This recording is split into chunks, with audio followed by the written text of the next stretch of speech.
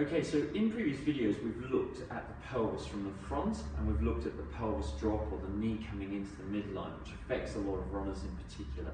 But in actual fact, looking at our hip health, and something I looked at with the hip hinge video a couple of weeks ago, we want to look from the side and have a look at how the hips are moving and what's happening from this perspective. So if I get Juliet here to do a small knee bend for me, you can see that as she goes down, she wants to sort of stick her hips back, so there's a lot more movement happening at the hips here, and that's increasing stress into the back. I'm a big believer that the hips drive a lot of the back problems that we see, as does the thoracic spine. The back is the area caught in the middle that takes the stress and takes the load, tries to compensate for things. So what we're getting is a lot of excessive movement through that hip area. So if I get her now onto a single leg, and we do the same movement, we exaggerate that and we actually start to get some body lean forwards as well. And again, and down, and we can see that extension in the back increases, a lot of movement happening at the hip and the hip sticking back.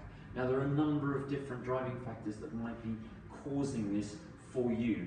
Really easy to test, just grab a mirror and do the movements in the mirror and look over your shoulder and see whether you can stay nice and tall, keeping the back in a nice neutral position and staying above. And again, when you're single leg, can you do the same thing? Can you keep everything level and stop yourself from bending forwards? It's a really important thing to be able to do. For explosive speed, yes, being able to bend forward is really important, but actually for day-to-day movement, we want to be able to move both ways.